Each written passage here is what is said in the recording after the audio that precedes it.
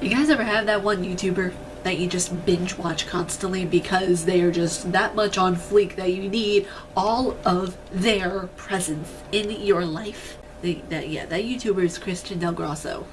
Christian Del Grosso? I'm so sorry if I'm mispronouncing your name, dude. Honestly, I have been watching his video not for 1 day, not for 2 days, but for 3 days in a row. I've been watching nothing but his videos and BTS. Yeah, shush. But seriously, on a serious note, I honestly really want to collaborate with Christian Del Grosso. So I'm going to be tweeting this video to Christian. Christian, if you're seeing this video right now, hit a girl up. I would love to collaborate with you. Seriously, I would absolutely love to collaborate with you. For reals. Like, whether it be for like a gaming video or a skit, that would be just the bee's knees. Does anybody even say that anymore? The bee's knees? Oh, it's the knee of the bee. The bee's knees. Well, what's going on, my pretty pandas? It's your huggable hipster here, and welcome back to today's tea talk. It's the spillage of the tea. It's gonna be a short, sweet, and fun episode today. Yeah, today's episode requires a coffee yet again because,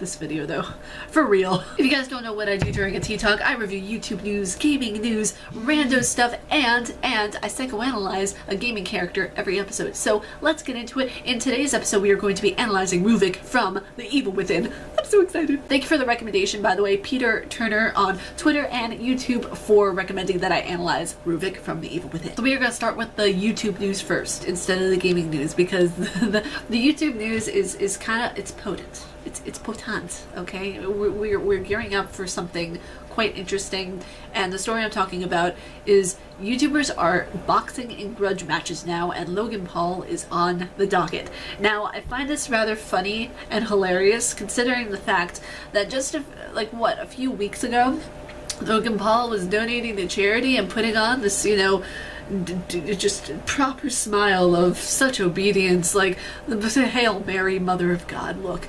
I seriously, he was playing the doubting son. He was playing the role of a wonderful heaven child that's sent from up above, depending on your perspective. Now, the thing is that I'm all for second chances, but I don't particularly respect this dude. I don't watch him. I'm not subscribed to or anything like that. This article was actually sent to me by a viewer of mine, Peter Turner. Again, thank you so much, Peter Turner, for sending in the article. I really appreciate it. Logan Paul and KSI are apparently going to be going into a boxing match. I don't know. I feel like Logan Paul is clinging for dear life, trying to be relevant when people are ostracizing his ass. Like, people are ostracizing him so much, and it's so hilarious to see, because just like, I don't know, a few months ago, he was the rave, he was talked about, he was like, oh yeah, Logan Paul, oh, household name. He made himself a household name, pretty much. But yeah, and it's just like I said, you know, his brother Jake Paul is like, Logan who? In the article it states, in the past few days, a controversial blogger and his younger brother Jake Paul have confirmed that they will be both participating in a YouTuber on YouTuber boxing matches against another sibling duo. Logan confirmed on February 24th that he would fight KSI, a prominent British YouTuber personality and rapper. By the way, KSI, awesome YouTuber, just throwing that out there. Jake confirmed on Monday that he will be fighting KSI's younger brother, who goes by Comedy Shorts Gamer, or CSG. So you guys can read the article for yourself, but I just find it kind of hilarious that these two guys, these two brothers, Jake and Logan Paul, are trying to grasp onto anything. With everything that they have in life, they're trying to grasp onto something to stay relevant, which I don't understand, because it's like, if you have one another, if you have your fan base, your subscribers, and you have money to survive well into your, you know, 100s, 2,000 years old, all that kind of stuff, you should be happy. Like, it doesn't matter what kind of success you have, as long as it's a success that you can be proud of, if that makes sense. See, for me personally, like, I mean, in the traditional term, do I make millions of dollars? No, I'm not a successful YouTuber in that stance, but I'm building a community slowly, and I'm being successful in those terms where I can build a community where people can talk with one another, where people can talk to me one-on-one. Like, that's something I will never take for granted. But it's like, these guys just want what's bigger and better, and what's next, and it's like, it's really, oh god. We'll see what happens out of this. I'm kind of like, you know, I don't know. We'll just see what happens with this. If there tends to be any more news that comes out of the match, if something happens, I don't know. Part of me doesn't care, but then again, I report on this stuff, so I know kind of have to care a little bit. Yeah, but let me know what you guys think down in the comments below of this whole Logan Paul, Jake Paul, KSI situation. I mean, I think it's completely ridiculous and unnecessary, but then again, I'm not the only opinion that matters here. Next, YouTube recruiter sues Google for allegedly refusing to hire white and Asian men. Ah, damn, Daniel. Back at it again, are we? You see, this is, I saw this on Philly D. Okay, I'm not even surprised. Everybody in the company is trying to be so politically correct that they don't realize that they are overdoing it and they are making such big faux pas. It states here in the article, a former YouTube employee has sued Google for allegedly pursuing recruiters to only look for female, black, and Hispanic or Latino applicants. Arnie Wilberg, who spent 9 years working at Google, filed a discrimination suit in January, and the Wall Street Journal reported its existence today. Wilberg claims that Google implemented clear and irrefutable policies meant to exclude white and Asian men in an attempt to increase the company's overall diversity. He also claims that Google retailed against him for opposing these policies, eventually firing him in November of 2017. Okay, diversity means you're including everybody, including white and Asian men. It doesn't... Oh, good lord. Okay, I'm losing brain cells over here, guys. Diversity doesn't mean that you cut people out of any gender or race that you think is suitable. No, you're including everybody. You gotta include everybody in this hodgepodge of a universe, okay? Wilberg alleges that several employees complained to Google about the company's hiring policies, but were either ignored, transferred, or demoted. Jeepers creepers. The lawsuit says that some employees from marginalized groups were uncomfortable with a program called Project Mirror, where they would be specifically assigned to interview candidates of their own race or gender. One person allegedly complained that the managers were speaking about blacks like they were objects. Okay, this is not cool on so many levels, because for a company that proclaims diversity and proclaims that they are so mentally aware of everything that is going on, they are stepping so far from moral boundaries, and it's sad to see, because I call this platform a home and I really want to be proud to work with YouTube, and someday I really want to make this Huggable Hipster Corporation really blossom and boom everywhere, and I want to be able to say that yes, I work with YouTube. I don't want to be like, yeah, I work for YouTube. The thing is that it's sad to see that a lot of these people are not lying. They're speaking the truth, and the claims are right here, and it's really sad that these people have to walk away from such a big company that can give them something really incredible. They have to walk away from it with a negative impact on their soul and on their spirit and on their mind. It's really, really sad and disheartening to see. Either you're for diversity or you're not. You can't have your cake and eat it too. Like, it's one of those things where I feel like people want to say we're diverse, we want to do things the right way, and yet they don't follow through with it. They want the image that they're being diverse, but they don't want to actually do something for the betterment of their company, which is really frustrating, because they want the image instead of the hard work. And it's this grinds my gears, as Peter Griffin would say. Oh wow, and there's an actual document over here about the lawsuit and everything like that, which I'll leave this in the description below per usual so you guys can check it out. I'm not going to paste every picture of the document here, so. And now on to our gaming news, where this is a really interesting article that I found, and it's not about any particular game that has come out, it's more about the gaming culture in a sense. Countries with lower homicide rates in the United States also love violent video games. It states here that the White House revealed Thursday that President Trump intends to meet with the gaming industry next week to discuss gun violence in video games, a conversation fueled by last month's shooting at a majority Stoneman Douglas High School in Florida. I said this in my last TikTok and I'll say it again. The government just needs to stay out of the gaming culture. I know it's money. I know it's probably going to be taxed for all intents and purposes if it keeps going the way it is, but just stay out of my games, government. This is the thing that I don't get, why people are, oh good lord. I'm at the point of where I don't have words because I'm so entirely frustrated by the entire situation, because the gaming community is an awesome place, and people, a lot of bad eggs make it terrible for the entire bunch, if you get what I'm saying, because it's people like the shooter from Florida. It's the same with like a lot of people, during other mass murder incidents and everything like that.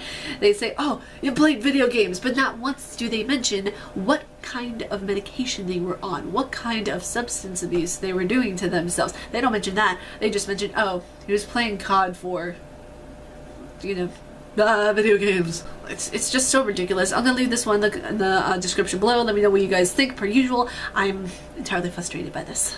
Now on to one of my favorite parts of the video. We're gonna do a psychological analysis of a gaming character. That gaming character is Ruvik Victoriano. Better known as Ruvik, or his actual name Ruben Victoriano. He is the mastermind, the awesome dude. Well, okay, not awesome dude to many other people, but he's my favorite character in the Evil Within, the first game, okay? So, calm your tits. Just calm everything else about you right now. I know a lot of people don't like the character Ruvik because they only experience him as a bad guy, but for me, since I'm a psych person, I see all of the awesomeness that they put into him and the notes and just everything. This is like a gold mine for a person like me, okay? He's the main antagonist in The Evil Within, and he's also the secondary antagonist in The Consequence and The Assignment, which are both DLCs to The Evil Within. Ruvik experienced a very bad fire when he was a kid where his sister died and he survived, but he basically just looks like a walking cadaver whenever you see him in the video game. So he has this kind of ghastly, kind of I'm gonna eat your soul appearance. Throughout the game, you see notes that he leaves, and these are kind of like different memos that he'll leave himself during the whole process of whenever he's experimenting on different people until he finds Leslie Withers. Now, Leslie Withers is the perfect host, as he puts it, for what he is doing to create STEM, which is a collective consciousness of the perfect universe that Ruvik wants to have everybody in just one universe under his mind, if that makes sense. Now, there are three things that I would categorize Ruvik as having. One, Asperger's syndrome, evasive developmental disorder, and dissociative identity disorder. Dissociative identity disorder, I'll give you the actual definition over here instead of my definition, is a disorder characterized by the presence of two or more distinct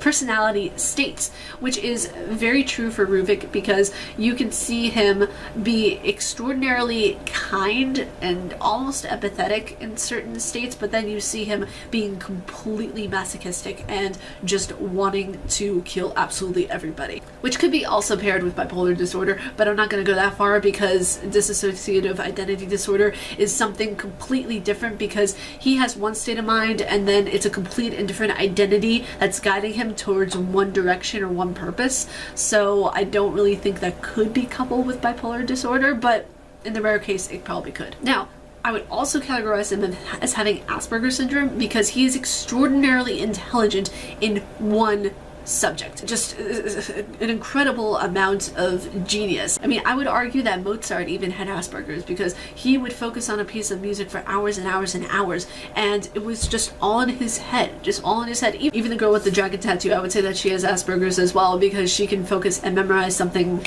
like that. She doesn't need anything. That's also called photographic memory. Now, usually some people with Asperger's do have a photographic memory, so that's something that is usually found, but it's not in all cases, just in some. Now, with Asperger's, they might have social challenges, but they might not at the same time, so we can see that Ruvik does have that social, let's say, ineptness, where he always wants to stay working with his stuff. He doesn't like to move beyond his comfort zone, and he's not really accustomed to being around a lot of people unless it's, you know, the doctor or unless he's torturing other people. Now, pervasive developmental disorder, this is a subsect. This is a different kind of autism. Now, this is for people who meet the criteria of Asperger's or autism, but who don't have everything of those mental illnesses. This may only provide social and communication issues, which, I mean, you know, Ruvik definitely has, because,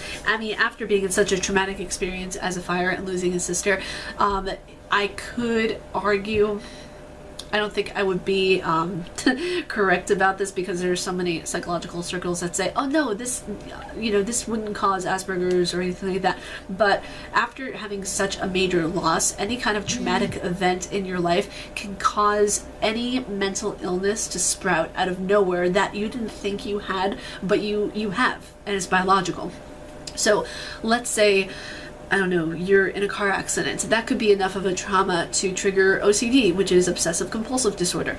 Or if you lose someone in your life who is very close to you, it could cause you to have Asperger's. And I feel as if those genes are kind of tucked away and hidden in somewhere in our brain, and that would bring it out. That's just something that I would beg to argue, because in reality, whenever we have certain things are still growing in our brain, like we see personality traits in ourselves we never had whenever we were kids.